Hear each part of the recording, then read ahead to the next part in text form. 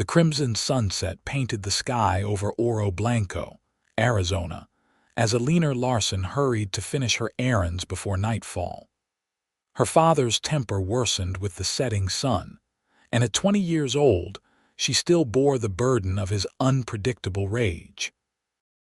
The small trading post was her last stop, a place where the scent of leather, tobacco, and possibility mingled in the dry desert air of 1878.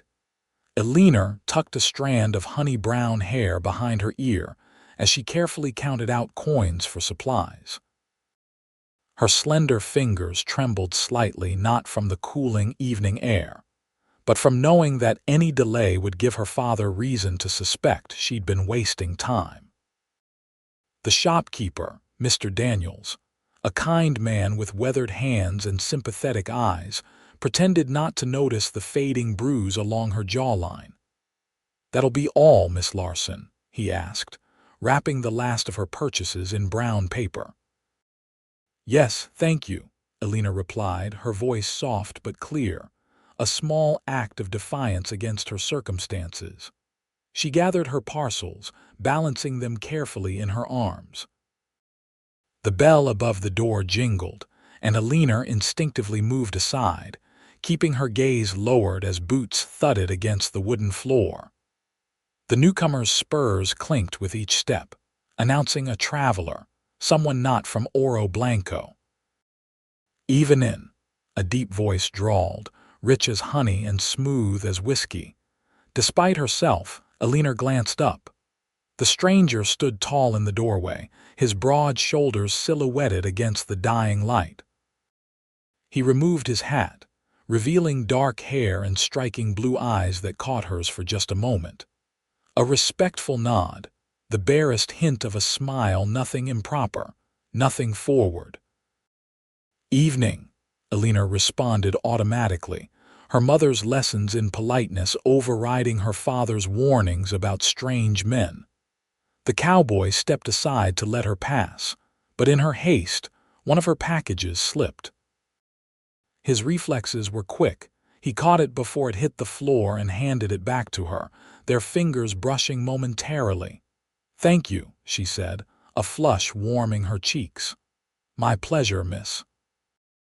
His voice carried the distant hints of someplace far from Arizona territory, perhaps Tennessee or Kentucky. Eleanor hurried out, aware she'd lingered too long.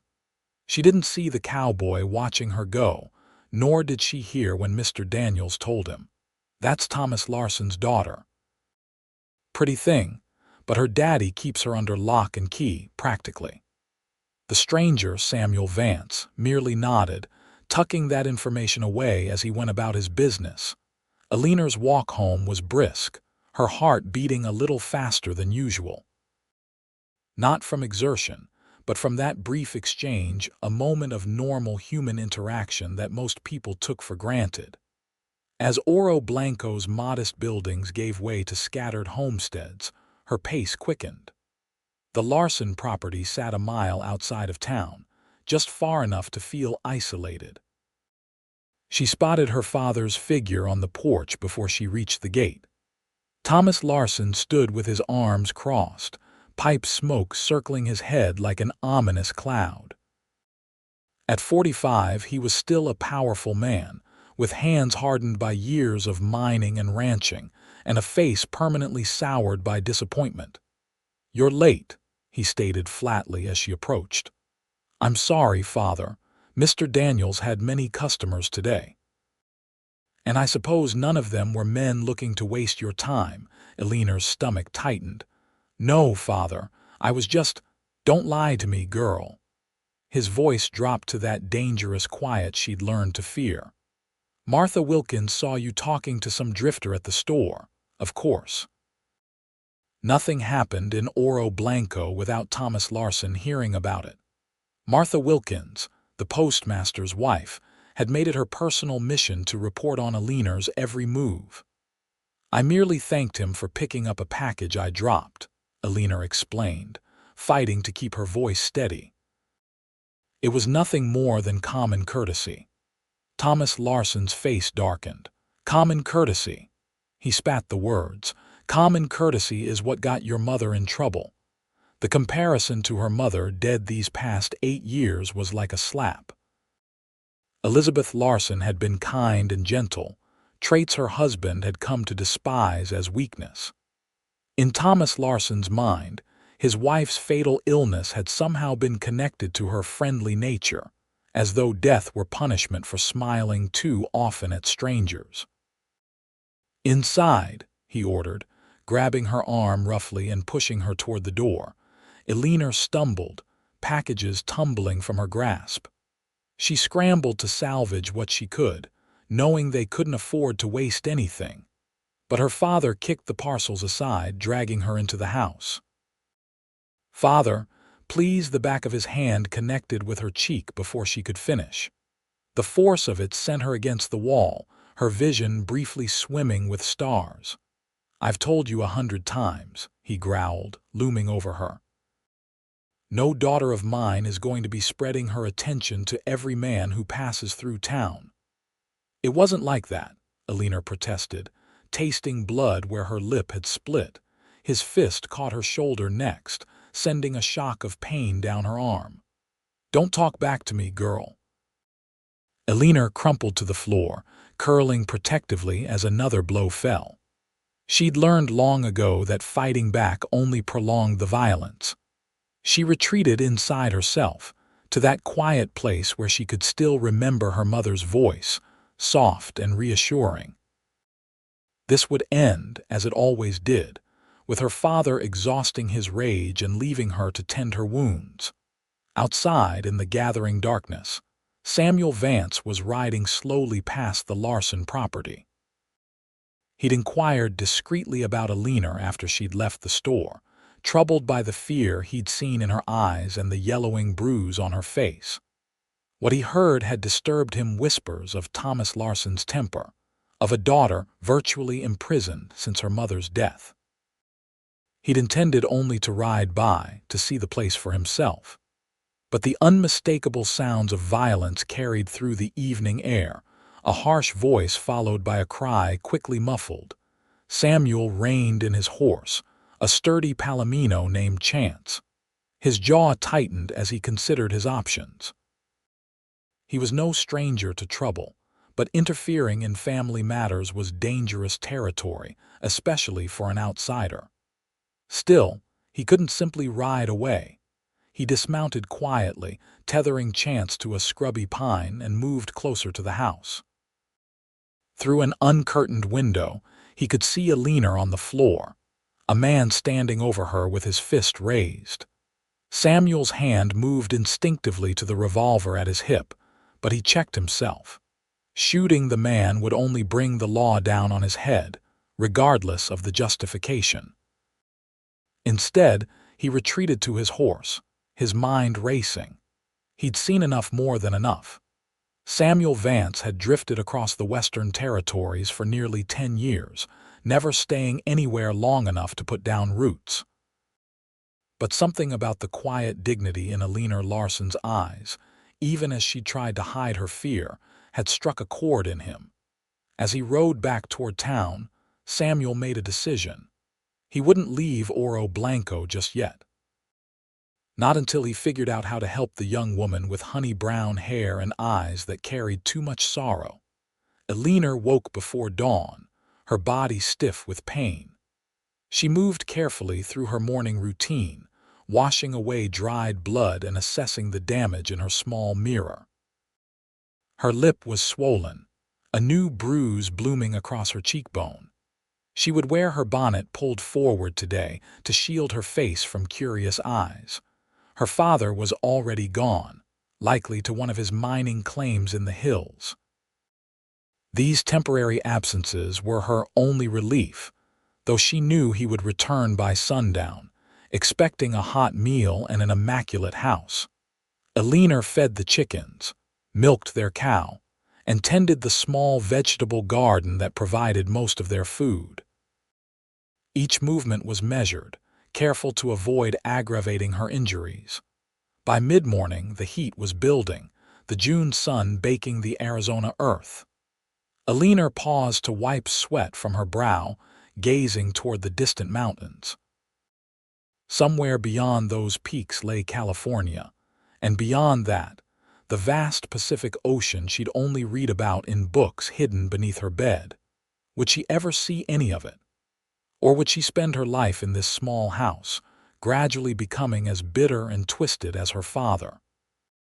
A movement caught her eye, a rider approaching along the dusty road. Eleanor tensed, stepping back toward the house. Visitors were rare and usually unwelcome. As the figure drew closer, she recognized the broad-shouldered silhouette from yesterday, the stranger from the store. Panic fluttered in her chest. If her father returned and found this man here. Samuel Vance slowed his horse as he neared the gate. He removed his hat, revealing dark hair damp with sweat. "Miss Larson," he called, keeping a respectful distance. "I hope I'm not intruding." Eleanor stood frozen, one hand clutching her garden shears. "My father isn't home," she said, then immediately regretted offering that information to a stranger. "I know," he replied, and something in his tone made her look more closely at him. "I waited until I saw him ride out toward the hills." A chill ran through her, despite the heat. "Why are you watching our house?" Samuel dismounted but remained outside the gate. "I came to see if you're all right." His blue eyes took in her bruised face, and something like anger flashed across his features before he controlled it. Eleanor touched her cheek self-consciously. "You should go," she said, her voice barely above a whisper. "If my father returns, I won't stay long," Samuel promised, "but I couldn't just ride on without making sure." The genuine concern in his voice startled her. Eleanor had grown accustomed to the town's willful blindness to her situation. People might whisper about Thomas Larson's treatment of his daughter, but no one ever intervened. "I'm fine," she lied automatically. Samuel's expression made it clear he didn't believe her. "My name is Samuel Vance," he said, changing tack. "I'm passing through on my way to California." Despite herself, Eleanor felt a spark of interest. "California," he nodded. "San Francisco. I've got a friend there who's offering me work on the docks." "It must be wonderful," she said softly, "to go wherever you please." Something shifted in Samuel's eyes, understanding, perhaps, or recognition of the longing in her voice. "It has its moments," he acknowledged, "and its hardships." An awkward silence fell between them.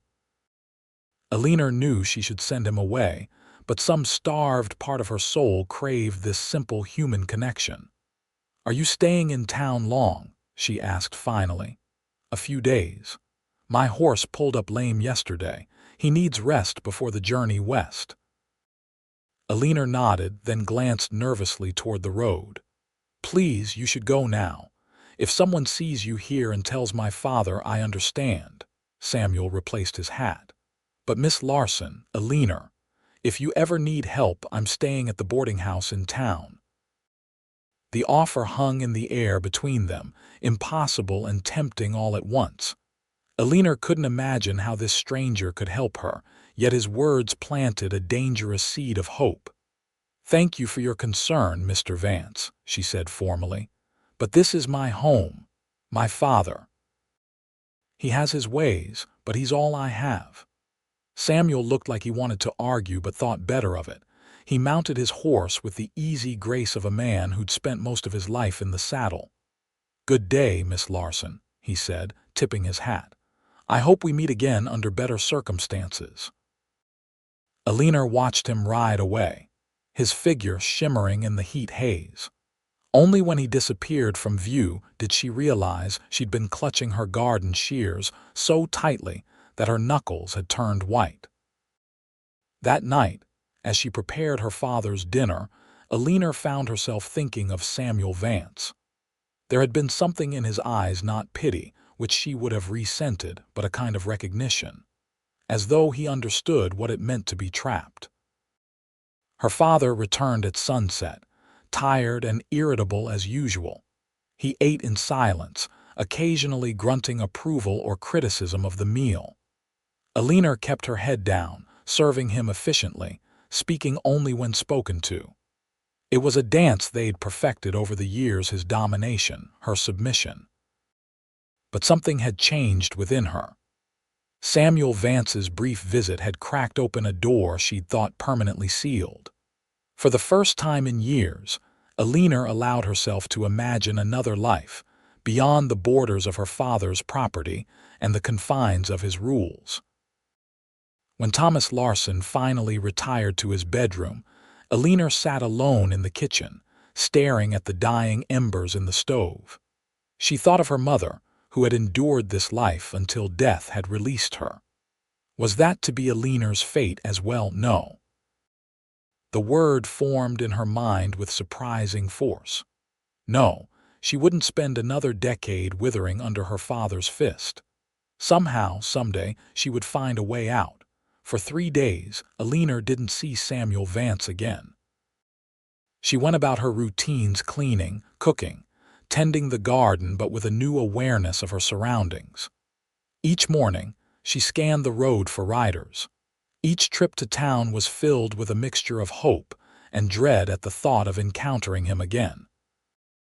On the 4th day, her father announced he would be making a 2-day journey to Tucson for supplies and to file paperwork on his mining claim.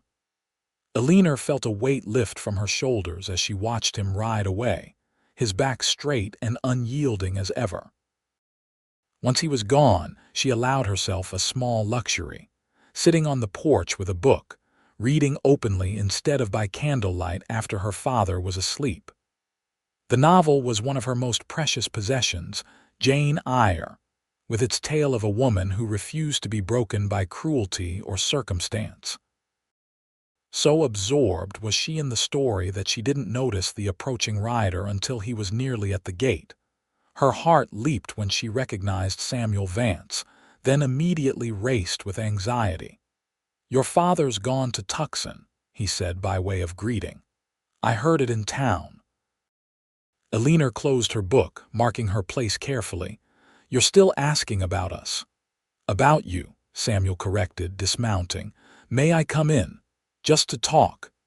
Every warning her father had drilled into her cautioned against allowing a strange man into her home. But Eleanor was tired of fear, tired of isolation. "Yes," she said, surprising herself with the firmness of her voice. "You may." Samuel tied his horse to the hitching post and approached the porch. In daylight, she could see him more clearly.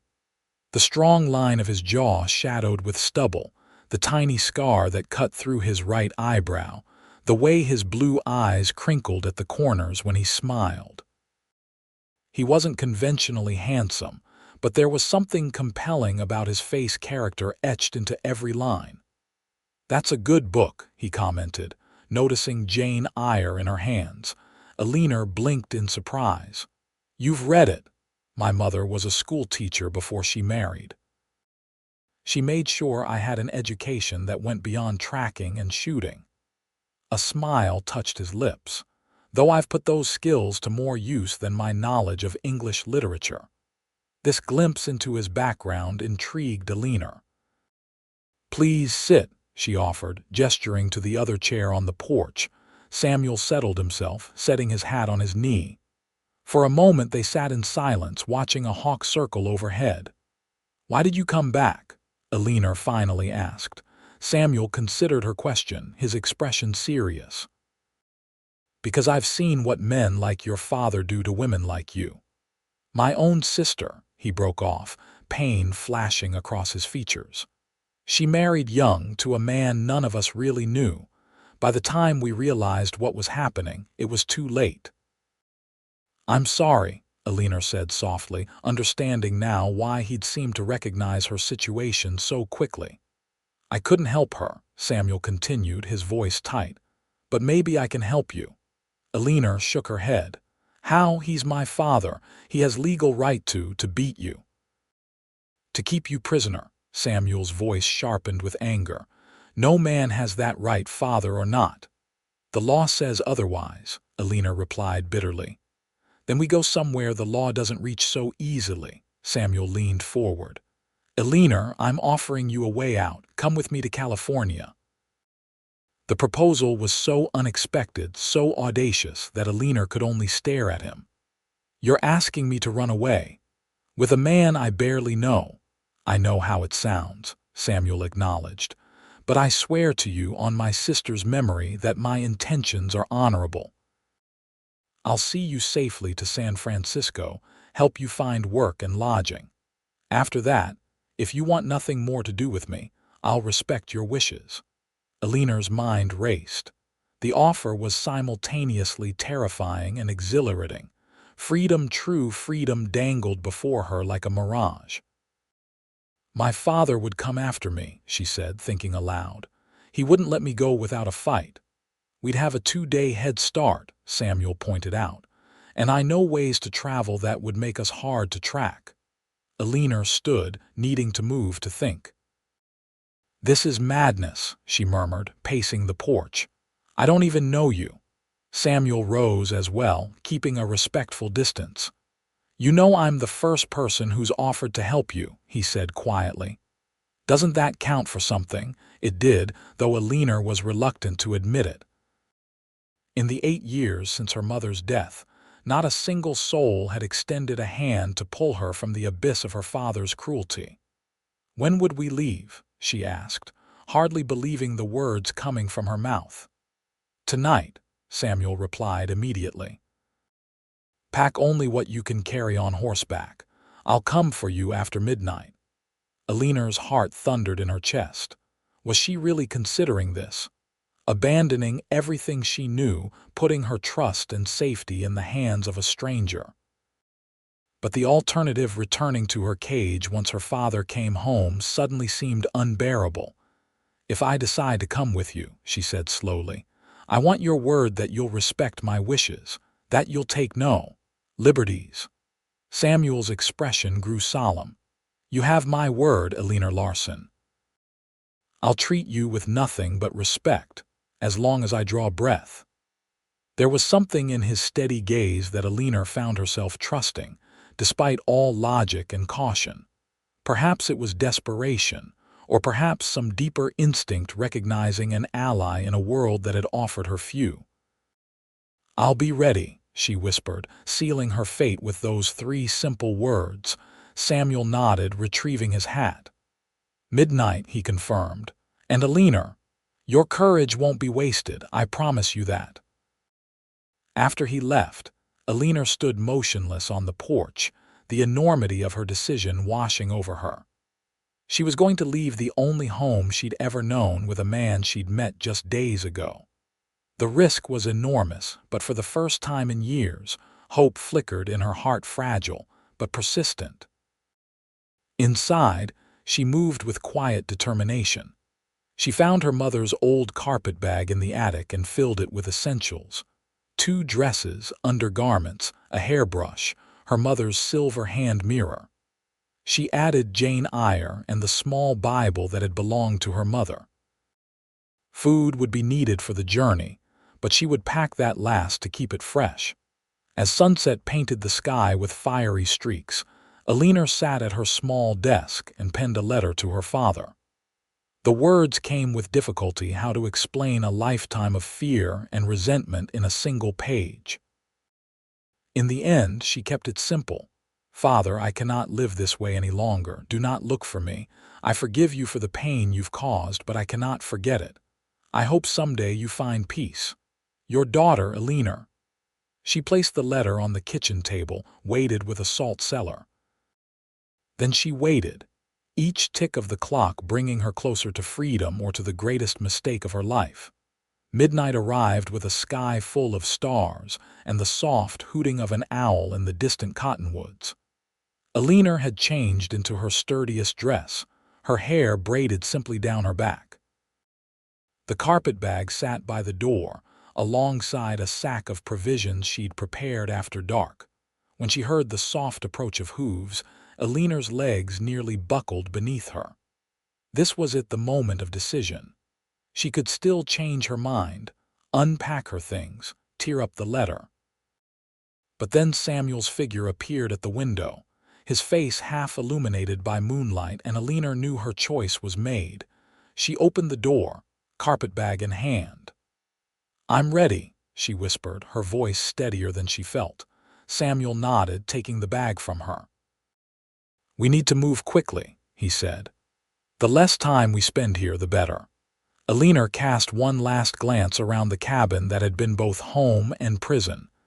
8 years of grief and pain, of small rebellions and crushed hopes. She would not miss it. Outside, Samuel had brought 2 horses, his Palomino and a smaller chestnut mare. "She's gentle," he assured Eleanor, helping her mount, "and sure-footed on rough terrain." Eleanor settled into the saddle, grateful for the riding lessons her mother had insisted on before her death. Samuel secured her bags behind the saddle, then mounted his own horse. "We'll ride north for now," he explained quietly. "Then cut west toward California once we're clear of any immediate pursuit." Eleanor nodded, trying to quell the fear rising in her throat. The immensity of what she was doing, leaving everything behind, trusting this man with her life, threatened to overwhelm her. "Second thoughts?" Samuel asked, noting her expression in the moonlight. Eleanor straightened her spine. "No," she said firmly. "Let's go." They rode in silence, the horses' hooves muffled in the soft desert sand. Eleanor didn't look back as Oro Blanco and the Larson homestead fell away behind them. She kept her eyes fixed forward, toward the vast unknown that stretched before her. By dawn, they had covered nearly 20 miles, riding steadily through the cool desert night. Samuel finally called a halt in a sheltered arroyo where a trickle of water provided refreshment for the horses. "We'll rest here for a few hours," he said, helping Eleanor dismount. Her legs trembled beneath her, unused to so many hours in the saddle. Samuel spread a blanket in the shade of a mesquite tree. "Try to sleep," he advised. "We'll move again once the worst heat of the day has passed." Eleanor sank gratefully onto the blanket, her entire body aching. Yet beneath the physical discomfort was a strange, bubbling excitement. She had done it, she had escaped. "What are you thinking?" Samuel asked, settling nearby, his back against the tree trunk. Eleanor considered the question. "That I never thought I would have the courage to leave," she admitted. "And that I'm terrified of what comes next." Samuel's expression softened. "Fear is natural when you're facing the unknown. But Eleanor, whatever lies ahead has to be better than what you've left behind." She wasn't entirely sure that was true. The world was full of dangers for a young woman alone, but she appreciated his attempt at reassurance. "Will you tell me about your sister?" she asked, partly from genuine interest and partly to distract herself from her anxiety. A shadow passed over Samuel's face. "Sarah," he said, her name almost a prayer on his lips. "She was 3 years younger than me, smart as a whip, always with her nose in a book." He smiled faintly at the memory. "She married at 18 a man named Harlan Jenkins who owned a store in our town. Seemed respectable enough." Eleanor listened as Samuel described how his sister's vibrant personality had gradually dimmed, how visits home became rarer, how when she did appear, she wore high-necked dresses even in summer heat. By the time we realized what was happening, she was different. Afraid all the time, making excuses for him. Samuel's voice tightened with pain and anger. "My parents tried to intervene, but Sarah insisted everything was fine, and legally there wasn't much they could do. A husband has rights over his wife. What happened to her?" Eleanor asked softly, though she feared she knew the answer. "She died," Samuel said flatly. "A household accident, according to Jenkins. She fell down the stairs, but the doctor who attended her said her injuries weren't consistent with a fall." His hands clenched into fists. "Jenkins was well connected in town. No charges were ever brought." "I'm so sorry," Eleanor whispered, moved by his story and the raw pain still evident in his voice. "I confronted him," Samuel continued, his gaze distant. "It got ugly. I ended up leaving town with a price on my head. That was 10 years ago. I've been drifting ever since." Eleanor absorbed this revelation with a mixture of sympathy and unease. The man she had entrusted her future to was a fugitive of sorts. "Did you?" She couldn't quite form the question. "Kill him," Samuel finished for her. His blue eyes met hers directly. "No. I wanted to, God knows I wanted to, but I couldn't bring myself to do it. I beat him badly, though. Left him with scars he'll carry the rest of his life." The honesty of his confession reassured Eleanor somehow. He could have lied, presented himself as blameless, but instead he'd shown her this darker piece of himself. "Thank you for telling me," she said, "and thank you for helping me." Samuel nodded, his expression softening. "Get some rest, Eleanor. We have a long road ahead." As she drifted toward sleep, Eleanor realized that for the first time in years, she felt something like safety. Despite the uncertainty of her future, despite the danger of her father's potential pursuit, she felt protected in Samuel Vance's presence. It was a feeling she would cling to in the difficult days ahead. They traveled for 5 days, keeping to a punishing pace. Samuel was clearly concerned about pursuit, frequently checking their backtrail and choosing routes that would be difficult to track. They avoided towns and settlements, camping in hidden arroyos or among rock formations that provided natural shelter. Eleanor's body ached from hours in the saddle, and her skin burned despite the protection of her bonnet. But she never complained. Each mile that separated her from Oro Blanco was a victory, a step toward the freedom she'd thought forever beyond her reach. On the 6th night, they made camp in a small canyon where a spring bubbled from the rocks, creating a pocket of greenery in the arid landscape.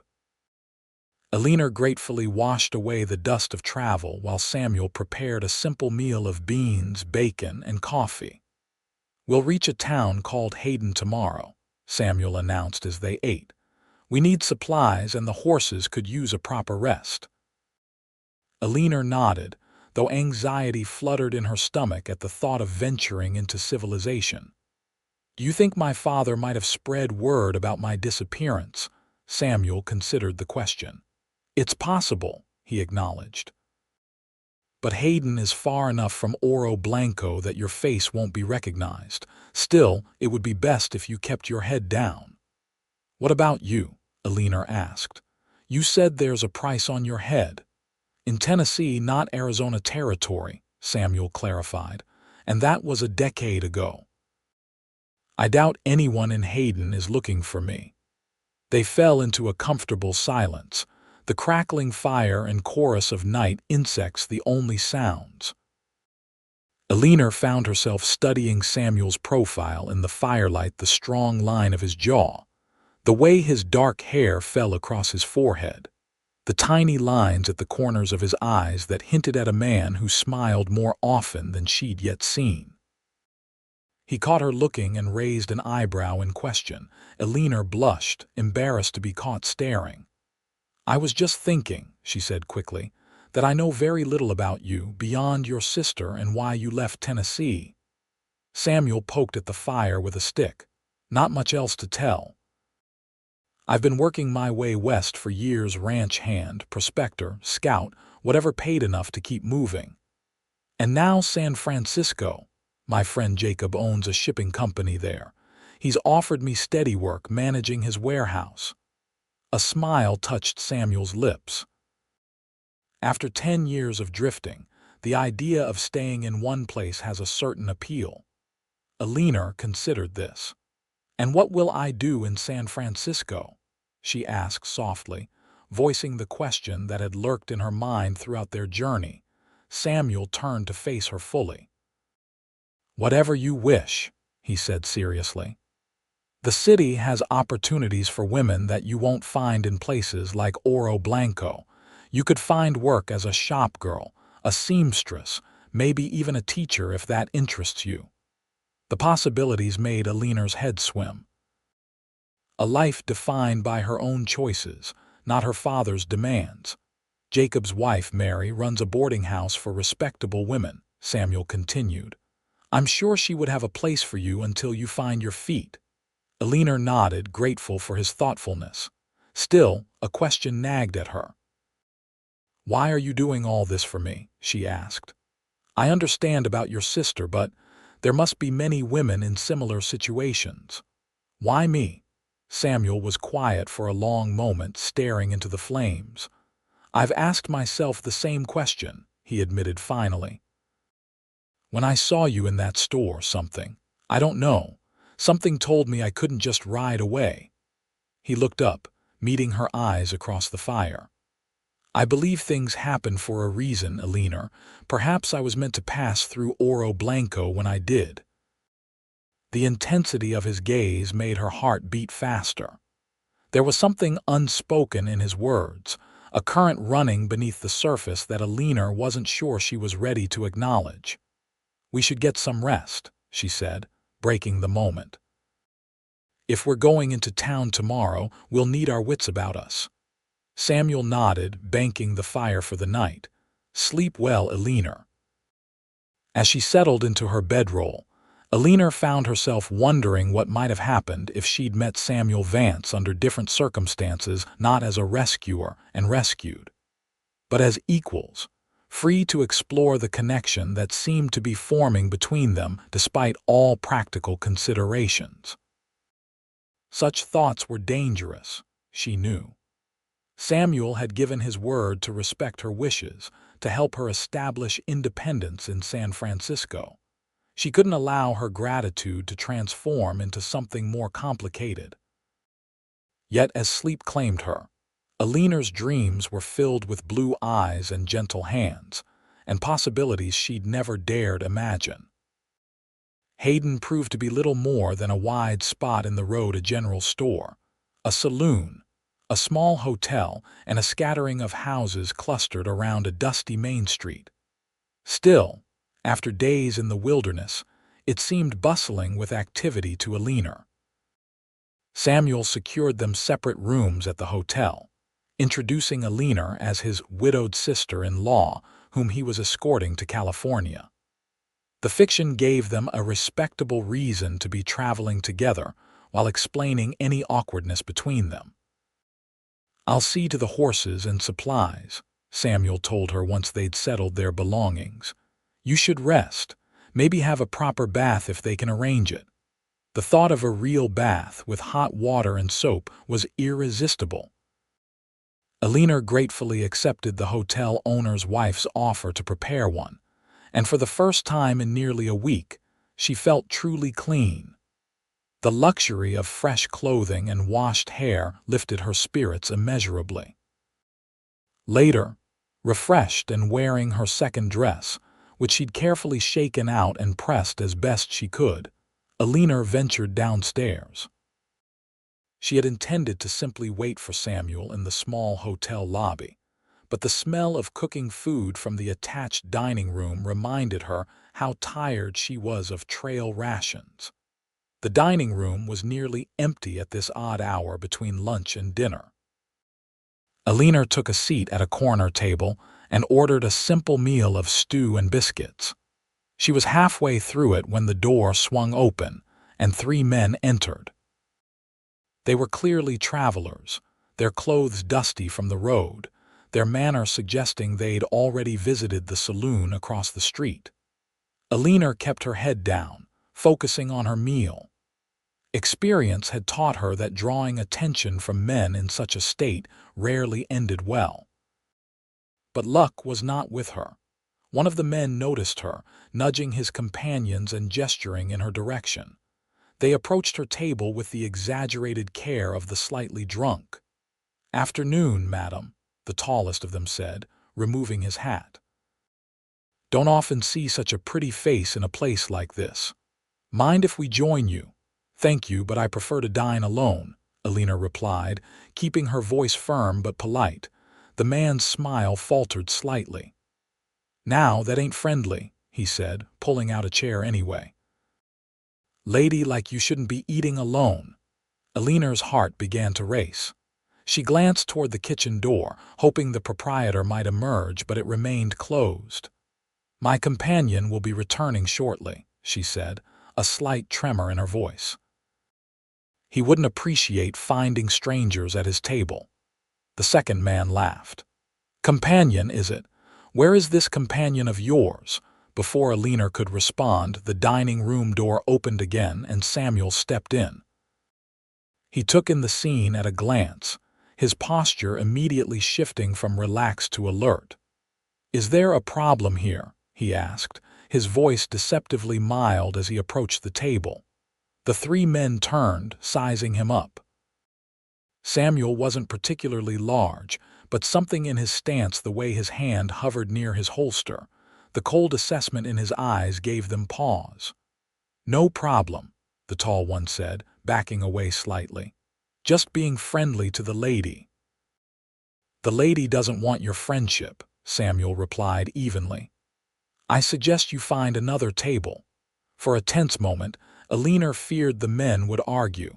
The tallest one seemed especially reluctant to back down, his pride wounded. But after a silent exchange of glances, the three moved to a table on the other side of the room, muttering under their breath. Samuel took a seat across from Eleanor.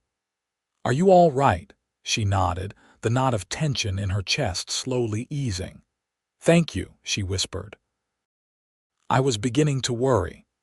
"I shouldn't have left you alone," Samuel said, his expression troubled. "It was careless of me." "You can't be with me every moment," Eleanor pointed out reasonably. "Besides, nothing happened."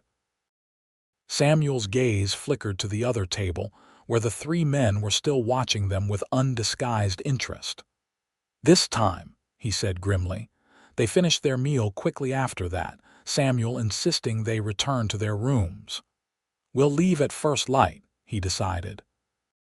"I don't like the feel of this place." Eleanor didn't argue. The encounter had shaken her more than she cared to admit, reminding her of her vulnerability as a woman traveling without family protection. In her room, Eleanor tried to settle herself with a book, but found she couldn't concentrate. The walls of the small hotel suddenly felt confining after days spent under the open sky. And beneath her unease about the men in the dining room lurked another, more personal anxiety, the growing awareness of her feelings for Samuel Vance. A knock at her door startled her from these thoughts. She approached cautiously. "Who is it?" "It's me," Samuel's voice came through the wood. "May I speak with you for a moment?" Eleanor opened the door, relieved to see him alone in the hallway. "Is something wrong?" "No," he assured her, though his expression remained serious.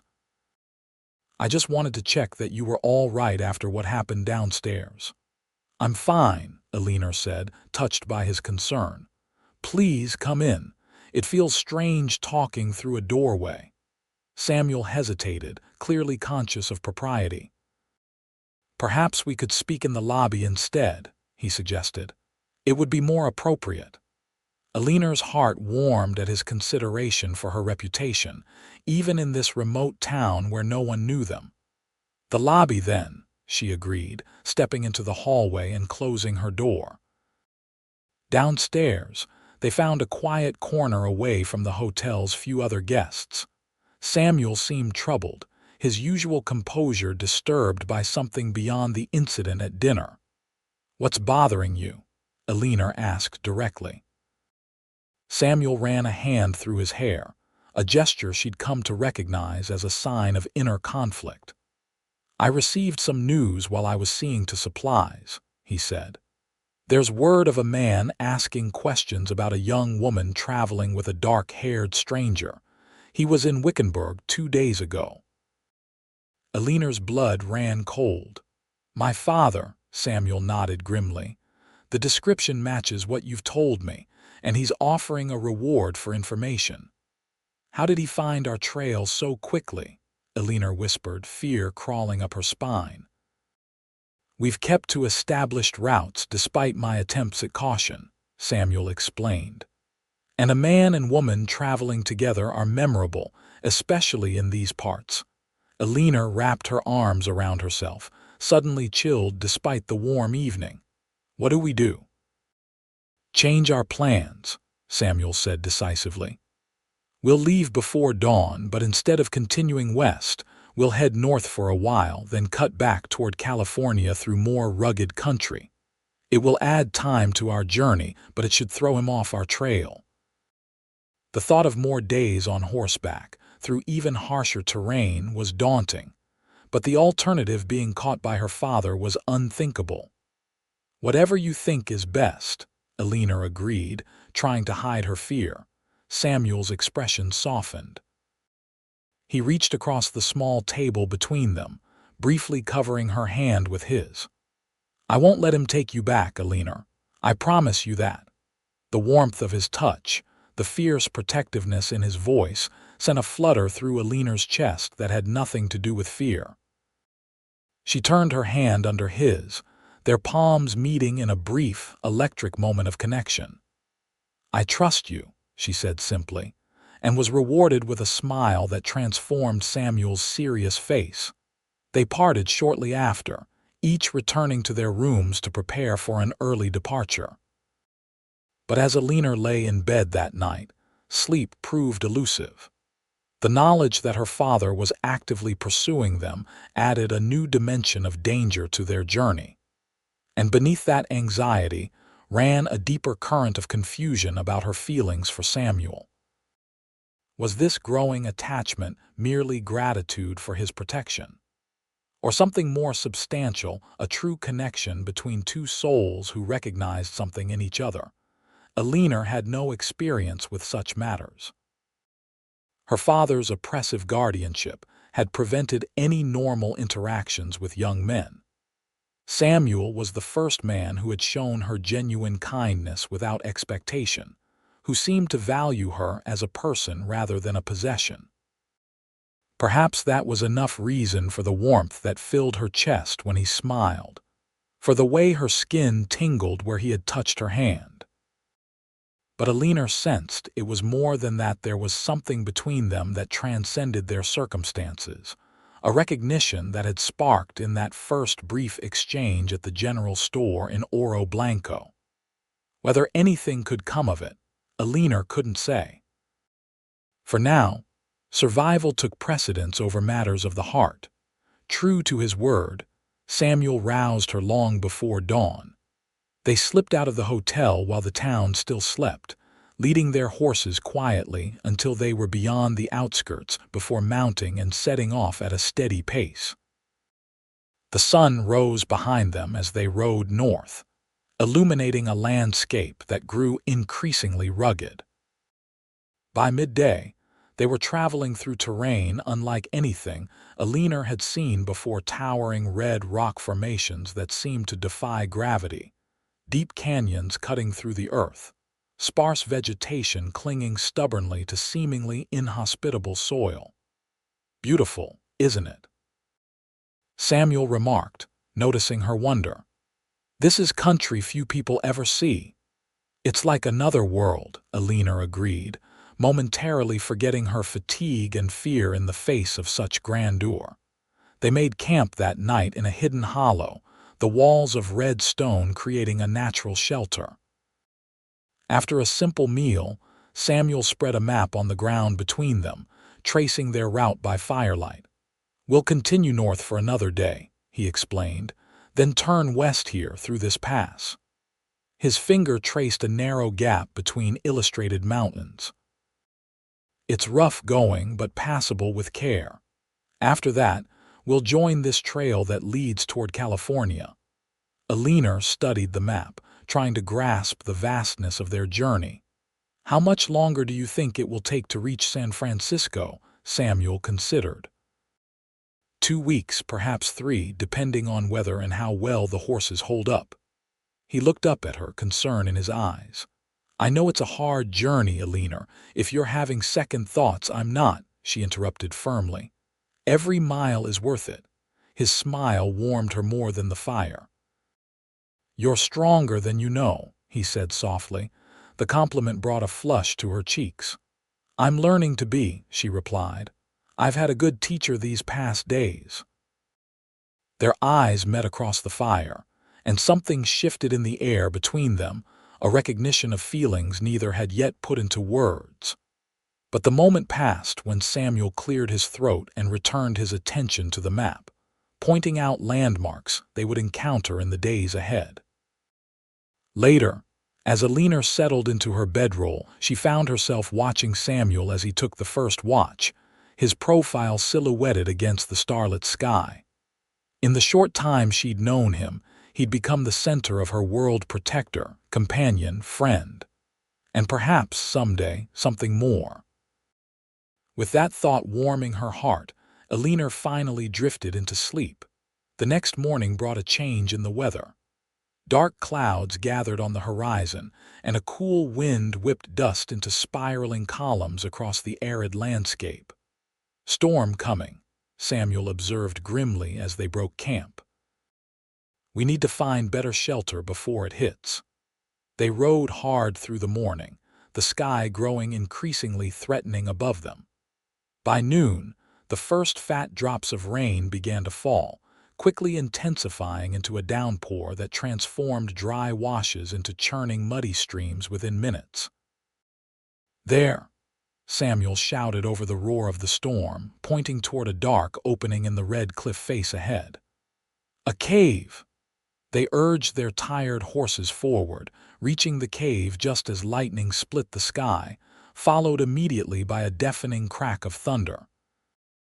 Inside, the space was larger than it had appeared from outside, deep enough to bring the horses in and high enough that they could stand comfortably. Eleanor dismounted, her clothes sodden and her teeth chattering from the sudden cold. Samuel quickly unsaddled the horses, then dug through his packs for a dry blanket, which he wrapped around Eleanor's shoulders. "We need a fire," he said, looking around the cave. "Stay here with the horses. I'll see if I can find some dry wood deeper inside." Eleanor nodded, too cold and exhausted to argue. She sank down against the cave wall, pulling the blanket tighter around herself, and watched as Samuel disappeared into the shadows with a small lantern. He returned shortly with an armload of dried brush and small branches. "Previous visitors," he explained, setting his find down. "There's evidence of old fires further back." With practiced efficiency, Samuel built a small fire near the cave entrance where the smoke could escape. Soon, welcome warmth spread through their shelter, and Eleanor moved closer, extending her hands toward the flames. "You should change into dry clothes," Samuel advised, turning his back to give her privacy. "I'll do the same." Eleanor gratefully removed her sodden dress and undergarments, quickly pulling on her spare clothing. The dry fabric against her skin was an immediate relief. "You can turn around now," she said when she was decent. Samuel had also changed, donning a dry shirt and trousers. His dark hair was still damp, curling slightly against his neck. He added more wood to the fire, then spread their wet clothing on rocks near the flames to dry. "The storm looks to be settling in," he observed, glancing toward the cave entrance where rain continued to fall in sheets. "We might be here until morning." Eleanor nodded, surprisingly untroubled by the delay. After days of hard travel, the prospect of an afternoon and evening of rest was almost welcome. They shared a cold meal of jerky and hardtack, supplemented by coffee that Samuel prepared over the fire. The hot drink warmed Eleanor from the inside, chasing away the last of the chill from the storm. "Tell me about your life before," Samuel said as they sat companionably by the fire. "Not the bad parts, I know enough of those. Tell me about the good memories." Eleanor considered the request. "My mother," she said softly. "She was the center of all my good memories. She loved books, poetry especially. She would read to me every night before bed, even when I was old enough to read for myself." Samuel smiled encouragingly. "What else?" "She taught me to play the piano," Eleanor continued, warming to the subject. We had a small upright that had belonged to her family. My father sold it after she died. The memory still stung, but not as sharply as it once had. And she loved to garden.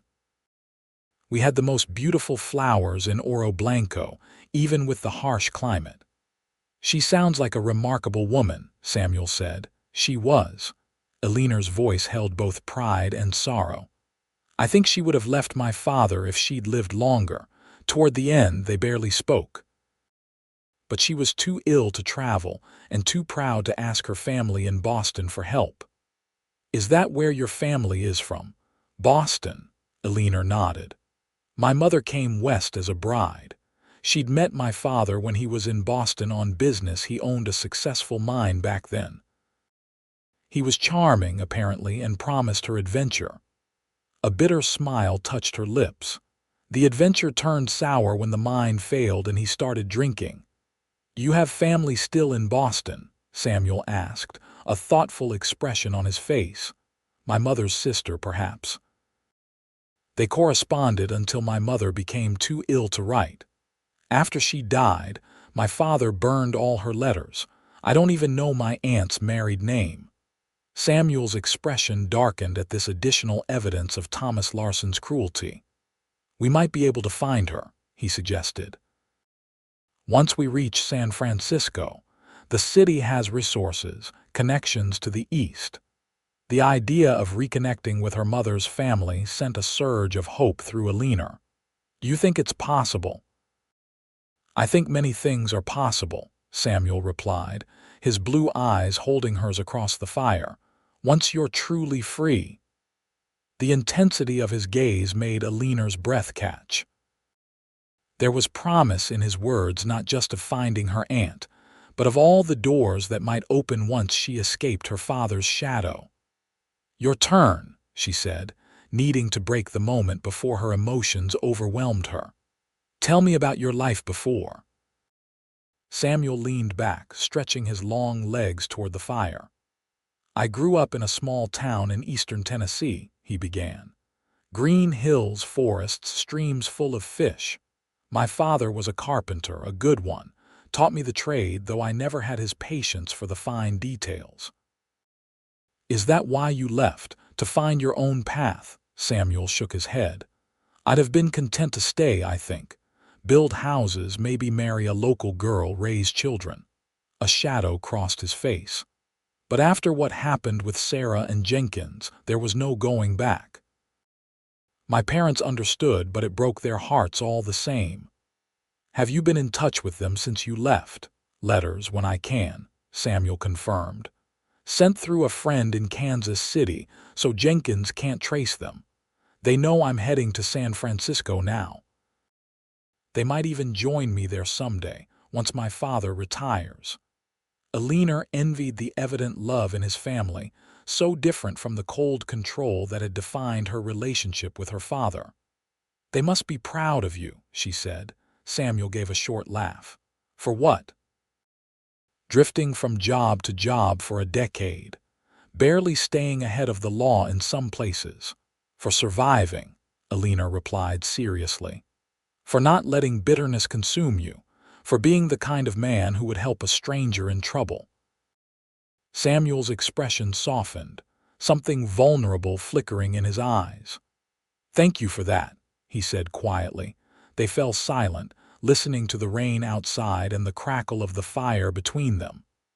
Eleanor felt a curious peace settling over her despite their precarious situation. In this moment, hidden away from the world, they existed in a bubble of shared understanding that transcended their brief acquaintance. We should get some rest, Samuel finally said as the fire burned low. Even if the storm passes, the washes will be running high tomorrow.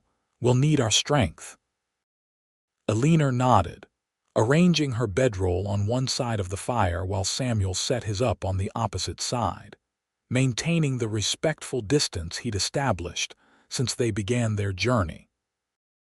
As she drifted toward sleep, lulled by the steady drumming of rain, Eleanor realized that something fundamental had changed between them in the quiet conversations of the afternoon. The tentative trust that had brought her this far was deepening into something more profound, a connection she hadn't anticipated but couldn't deny. Whether it would survive the journey to California, and whatever awaited them there, remained to be seen. But for now, in this cave sheltered from the storm, Eleanor allowed herself to hope. The storm passed during the night, but as Samuel had predicted, its effects lingered. Dry washes had transformed into raging streams, making travel dangerous if not impossible in some areas. They were forced to detour several times, adding miles to their journey.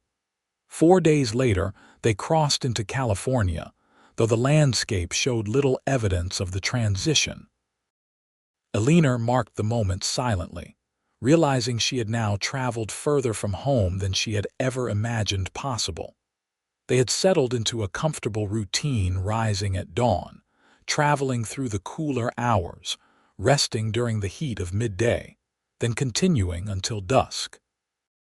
They shared the tasks of making and breaking camp, preparing meals, caring for the horses. In these shared responsibilities, Eleanor found a satisfaction she'd never experienced in her father's house, where her work had been expected but never valued. Samuel, too, seemed to find contentment in their partnership. He had gradually relaxed his vigilance as the days passed with no sign of pursuit, allowing himself moments of lightness, even humor, that revealed glimpses of the man he might have been under different circumstances. One evening, as they camped beside a small stream that provided the luxury of fresh water for bathing, Samuel returned from checking the horses to find Eleanor attempting to untangle her hair. Days of travel, wind, and dust had transformed her once smooth locks into a knotted mass that defied her efforts with the small comb she'd brought. "May I help?" he offered, gesturing toward her struggles. Eleanor hesitated, surprised by the offer. Such intimate assistance seemed to cross the careful boundaries they'd maintained. Samuel sensed her uncertainty. "My sister used to let me help with her hair when she was young," he explained.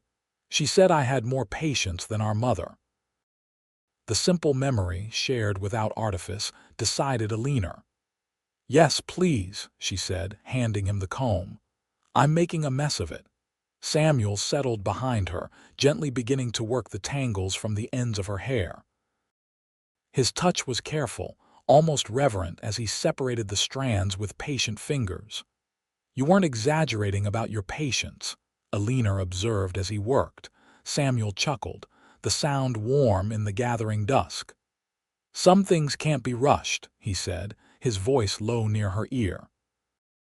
The double meaning wasn't lost on Eleanor. Their relationship had been developing at its own pace, neither rushed nor forced, each day bringing them closer in small, significant ways. "Samuel," she said softly, turning slightly toward him, "when we reach San Francisco—" He paused in his ministrations, waiting for her to continue.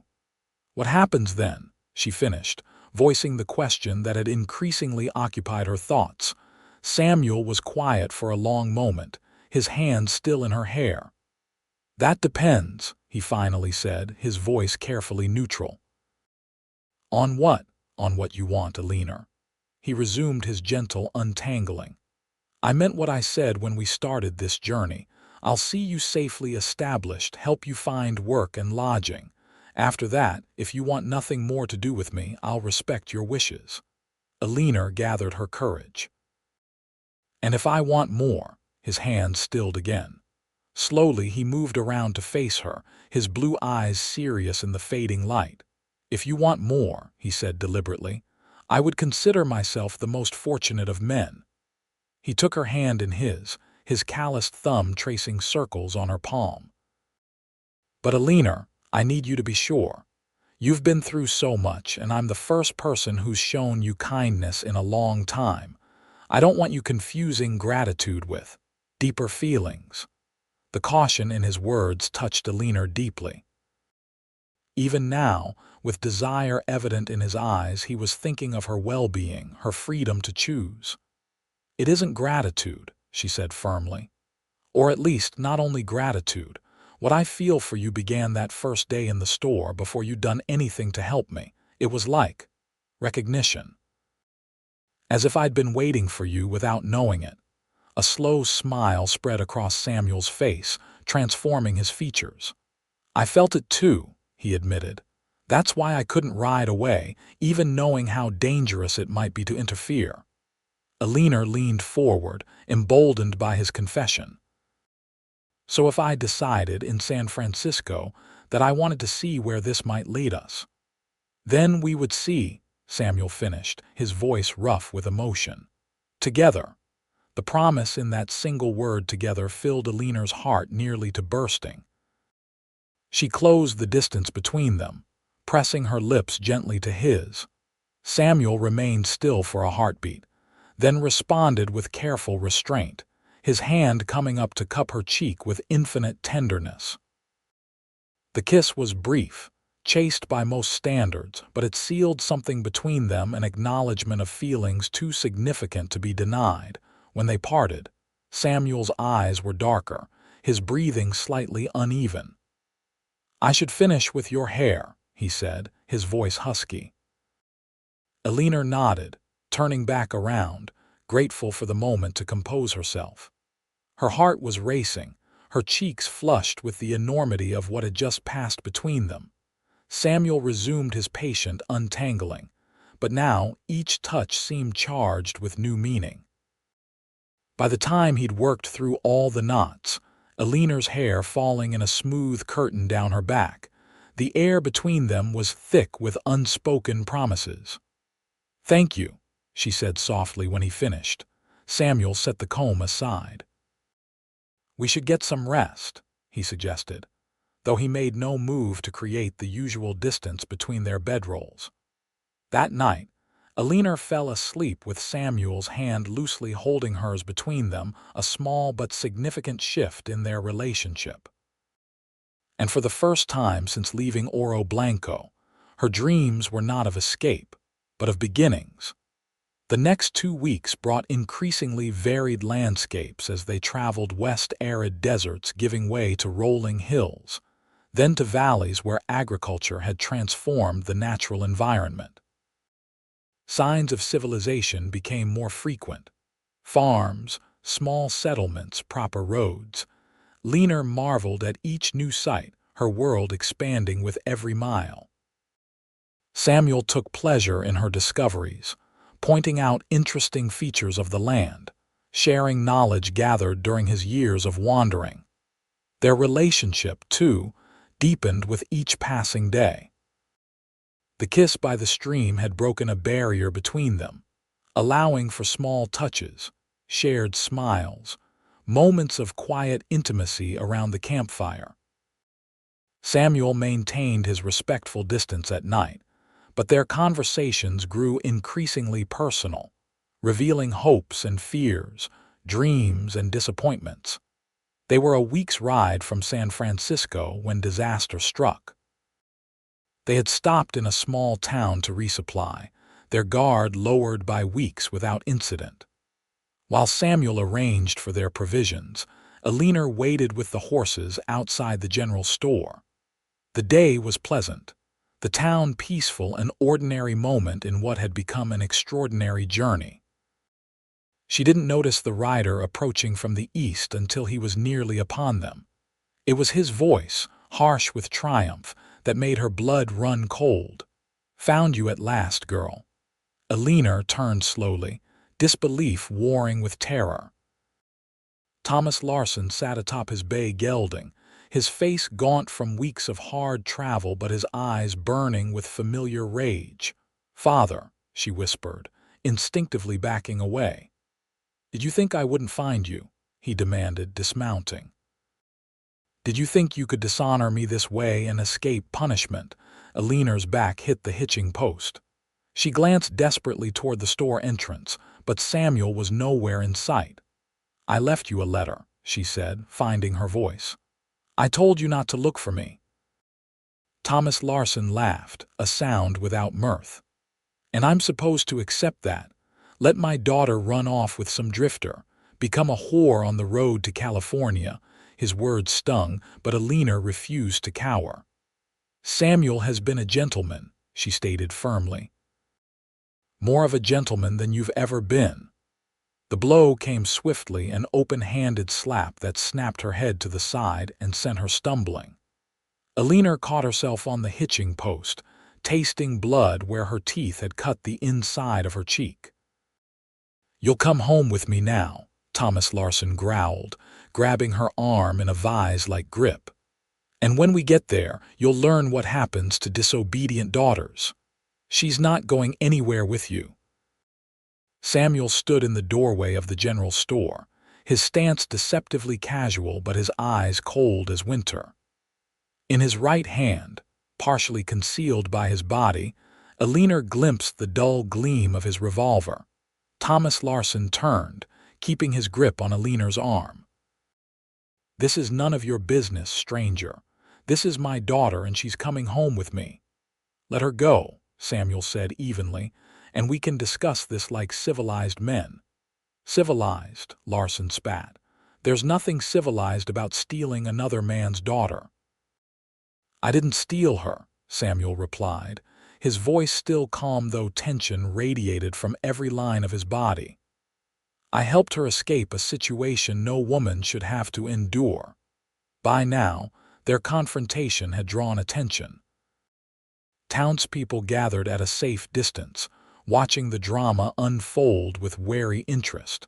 Thomas Larson noticed the audience and changed tactics. "This man abducted my daughter," he announced loudly. "I've been tracking them for weeks. I demand the local law enforcement arrest him immediately." A murmur ran through the onlookers. A heavy-set man wearing a tarnished badge stepped forward from the crowd. "That true, mister?" he asked Samuel. "No," Samuel stated flatly. "This man beat his daughter for speaking to me in a store. I helped her leave of her own free will." The sheriff, or whatever passed for law in this small town, looked unconvinced. His gaze shifted to Eleanor. "Miss, what's your story?" Eleanor straightened, meeting the lawman's eyes directly despite the pain in her cheek where her father had struck her. "My name is Eleanor Larson," she said clearly. "This is my father, and what Mr. Vance says is true. I left willingly to escape years of abuse." Thomas Larson's grip tightened painfully on her arm. "She's confused," he insisted. "This man has filled her head with lies." "I'm not confused," Eleanor countered, her voice gaining strength. "I know exactly what I'm doing and who I'm doing it with. I am 20 years old, legally an adult, and I choose to continue to California with Samuel Vance." The sheriff scratched his stubbled chin, clearly uncomfortable with the situation. "Well now, that's complicated. A father does have certain rights, not the right to beat her," Samuel interrupted, his patience visibly fraying. "Look at her face, Sheriff. That mark is fresh. He struck her just now in front of your town, before I intervened." The lawman's eyes narrowed as he noticed the reddening mark on Eleanor's cheek. "That true, Mr. Larson." "She was hysterical," Thomas Larson claimed. "Sometimes a woman needs firm handling to calm her down." A woman in the crowd made a disgusted sound. Others shifted uncomfortably, the mood of the onlookers turning against Larson. The sheriff seemed to sense the change. "Mr. Larson, I'm going to have to ask you to release the young lady," he said, his tone firmer now. "We don't hold with men hitting women in this town, daughter or not." Thomas Larson's face contorted with fury. For a moment, Eleanor thought he might refuse, might try to drag her bodily to his horse. But surrounded by hostile faces, even he recognized the futility of such an action. He released her arm with a shove that sent her stumbling forward. Samuel was there instantly, steadying her with a gentle hand while keeping his eyes fixed on Larson. "This isn't over," Larson snarled. "The law is on my side, whatever these fools think." "The law may be," Samuel acknowledged, "but right isn't. Now mount up and ride away while you still can." The threat in his voice was unmistakable. Thomas Larson glared at them both, hatred etched in every line of his face. Then, with a final venomous look at Eleanor, he swung onto his horse and spurred it harshly, riding out of town the way he had come. The crowd began to disperse now that the spectacle was over. The sheriff approached Samuel and Eleanor, his expression troubled. "He's right about one thing," he told them. "The law does give fathers considerable rights over their daughters, even adult ones, if he goes to the proper authorities, gets a sympathetic judge." "We understand," Samuel said, his arm protectively around Eleanor's shoulders. "We'll be moving on immediately," the sheriff nodded. "That would be wise. And I'd suggest avoiding the main roads to San Francisco from here. Take the northern route. It's longer but less traveled." "Thank you," Eleanor said sincerely. The lawman tipped his hat. "Good luck to you both," he said, then walked away, leaving them alone beside the hitching post. Samuel turned to Eleanor, gently examining her face where her father had struck her. "Are you all right?" he asked, concern darkening his eyes. Eleanor nodded, though in truth she felt shaken to her core. "I can't believe he found us," she whispered, "after all this time." "He's determined, I'll give him that," Samuel said grimly. "But so are we. We'll change our route, travel through the night if necessary. He won't catch us again." Eleanor leaned into his strength, drawing comfort from his steady presence. "I'm sorry," she murmured. "I've brought nothing but trouble to your life." Samuel tipped her chin up gently, forcing her to meet his gaze. "Eleanor Larson," he said firmly, "you have brought light and purpose to my life. Don't ever apologize for that." The conviction in his voice banished her doubts. Whatever challenges lay ahead, they would face them together. They left town within the hour, heading north as the sheriff had suggested. Samuel set a grueling pace, pushing the horses harder than he had since the earliest days of their journey. Eleanor didn't complain, understanding the urgency. Her father might have left town, but he hadn't given up of that, she was certain. They rode well into the night, finally stopping when the horses could go no further. The camp they made was minimal: no fire, cold rations, and only the briefest rest before they were moving again at first light. For 3 days they maintained this punishing schedule, taking every precaution to hide their trail. Samuel's years as a drifter served them well now. He knew tricks to obscure their passing that would confound even experienced trackers. On the 4th day, they began to relax slightly, believing they had successfully shaken pursuit. They allowed themselves the luxury of a fire that night, and Eleanor gratefully accepted Samuel's offer to prepare a hot meal. As they ate, Samuel studied the map by firelight. "We're here," he said, pointing to a spot in Northern California. "If we continue west, we should reach San Francisco in 5 days, perhaps 6. Eleanor nodded, relief flooding through her at the thought that their journey was nearing its end. Not that she regretted a moment of it. The past weeks had given her freedom, purpose, and love she'd never thought possible. But the encounter with her father had shaken her more than she cared to admit, reminding her that they wouldn't be truly safe until they reached the anonymity of the city. "Samuel," she said softly, setting aside her plate, "when we reach San Francisco, what exactly are we to each other?" He looked up from the map, his eyes reflecting the firelight. "What do you want us to be?" Eleanor gathered her courage. "I want to be with you," she said simply. "Not just as someone you helped or even as a friend. I want more." Samuel's expression softened. He folded the map carefully and moved to sit beside her. "I want that too," he admitted, taking her hand in his. "But Eleanor, I need to be honest with you. My life, it hasn't prepared me to be the kind of man a woman like you deserves." "What kind of man do you think I deserve?" she asked, genuinely curious. "Someone settled, respectable, with a proper home to offer you, not just promises and possibilities. Eleanor smiled, squeezing his hand. I've had settled and respectable, she reminded him. My father was both those things in the eyes of Oro Blanco.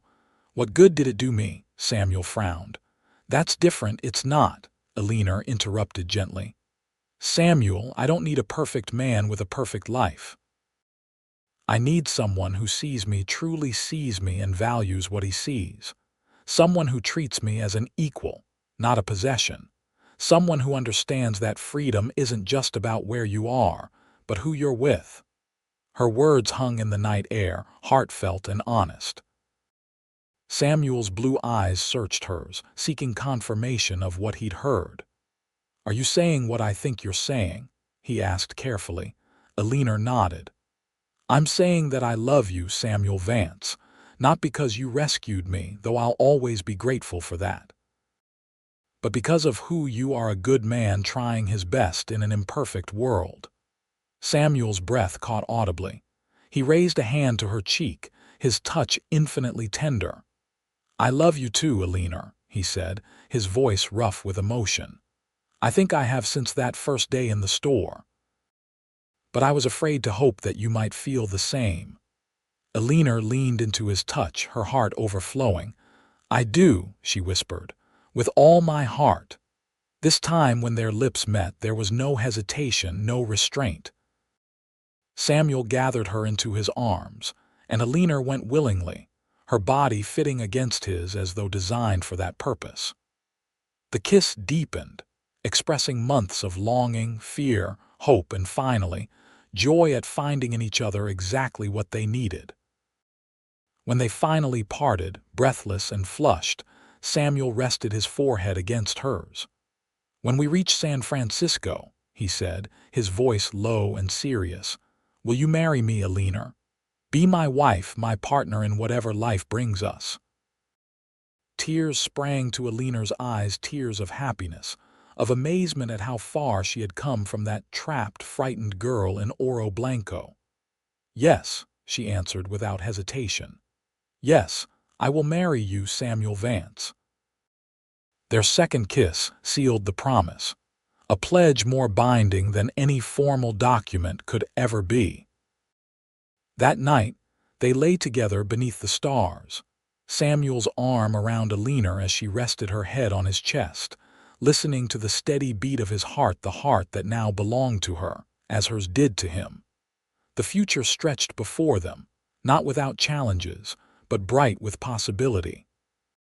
Whatever came, they would face it together.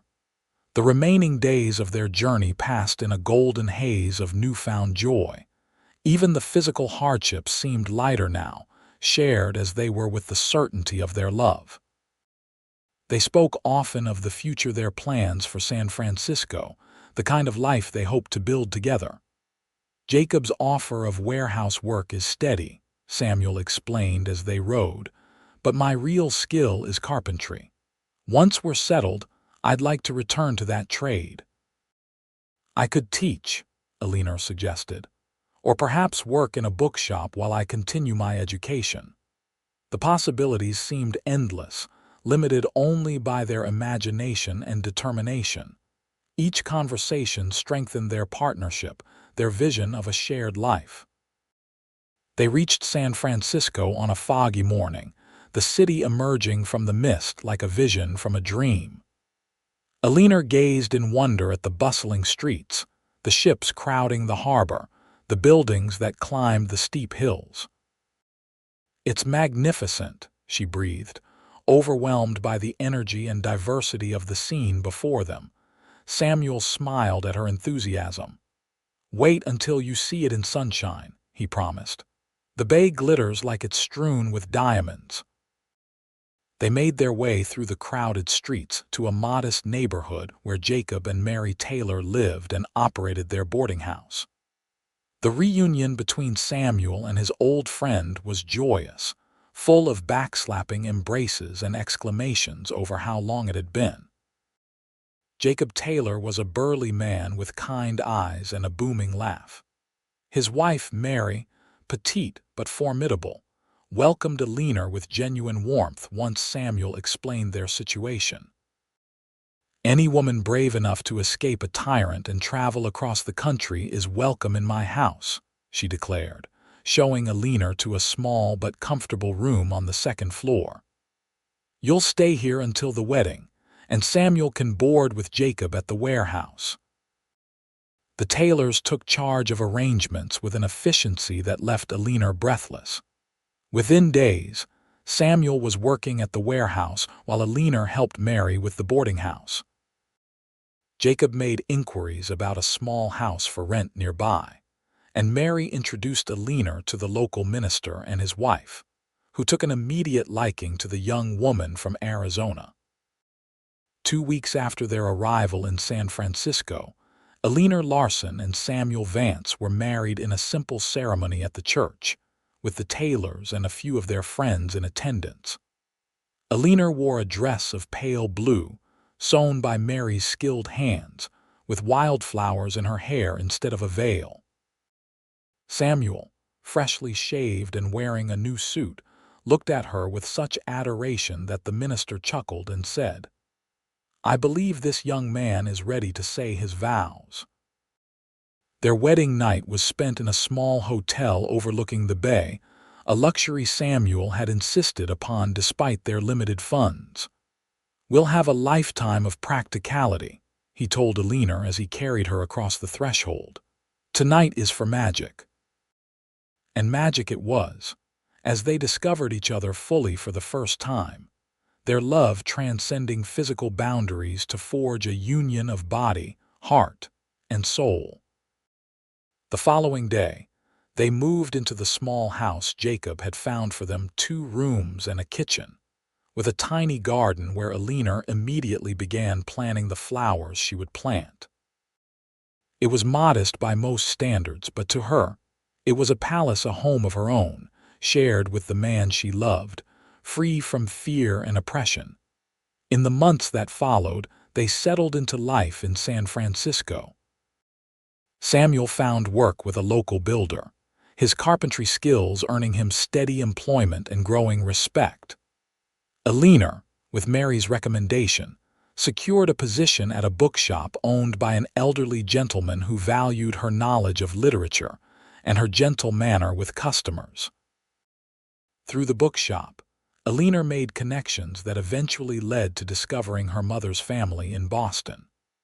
Her Aunt Sarah responded to her letter with joy and disbelief, having long feared that both her sister and niece were lost to her forever.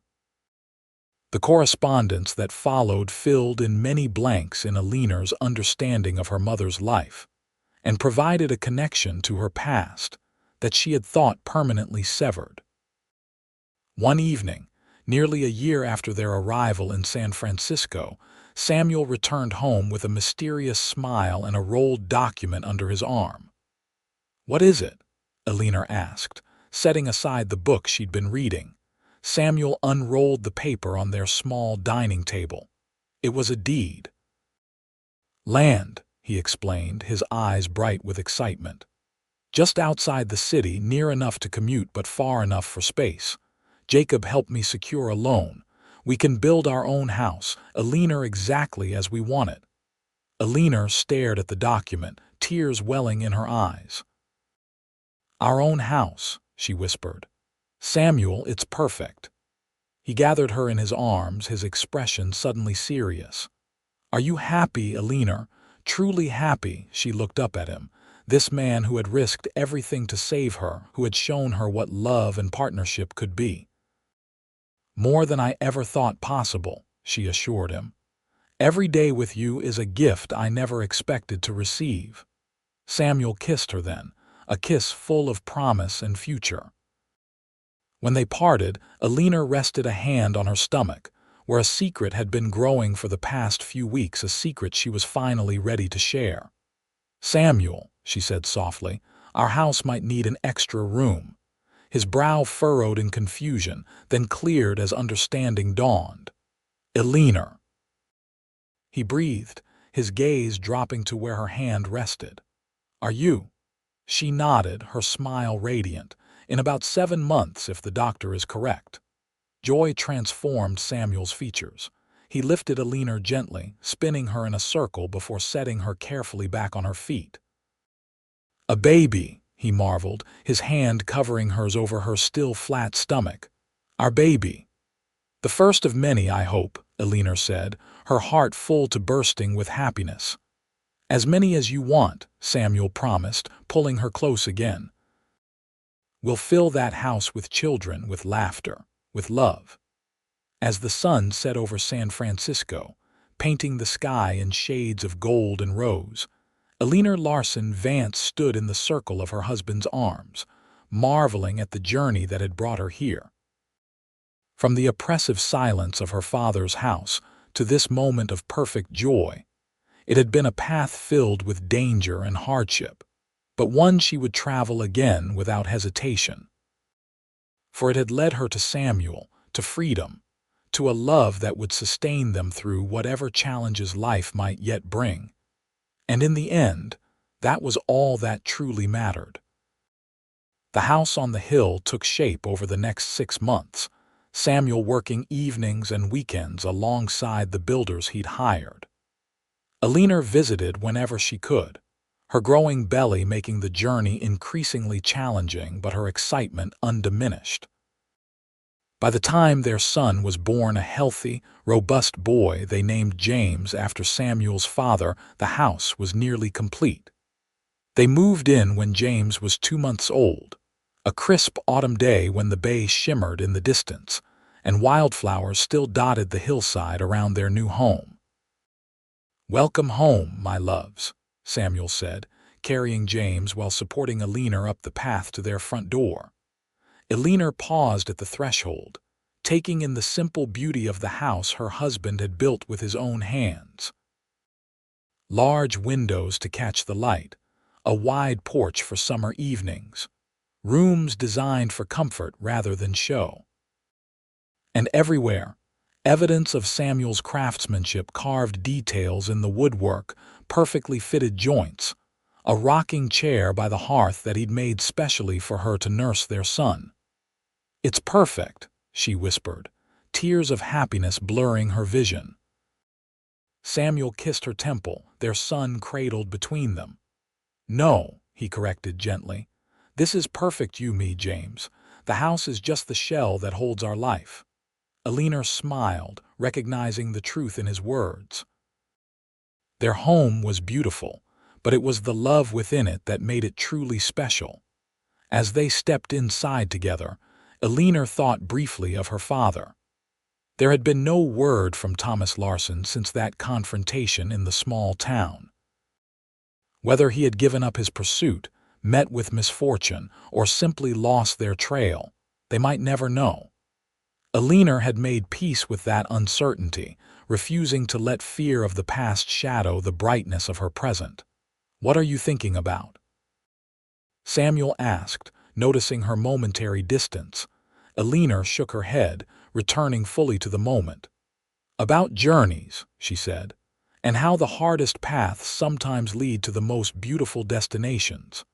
Samuel's eyes softened with understanding. He shifted James to one arm so he could draw Eleanor close with the other. "Our journey is just beginning," he reminded her. "The best is yet to come." And as the years proved, he was right. Their family grew. A daughter, Elizabeth, joined them 2 years after James, followed by another son, Michael, 3 years later. Samuel's carpentry business flourished, his reputation for quality and integrity spreading throughout San Francisco and beyond. Eleanor eventually opened a small bookshop of her own, specializing in children's literature and educational texts. They faced challenges, as all families do: illnesses, financial setbacks, the normal conflicts of married life. But through it all, they maintained the partnership they had forged during those weeks on the trail, facing each obstacle together with courage and determination. On their 10th wedding anniversary, Samuel surprised Eleanor with a journey not west this time, but east, to Boston to meet her mother's family in person. The reunion with her Aunt Sarah was joyous and healing, filling in pieces of Eleanor's past that had been lost when her mother died. "Your mother would be so proud of the woman you've become," Sarah told her, holding Eleanor's hands tightly in her own. "And so very happy that you found a man worthy of your strength and spirit." Eleanor glanced across the room where Samuel was engaged in animated conversation with her cousins, his easy charm and genuine interest winning them over as it had won her all those years ago.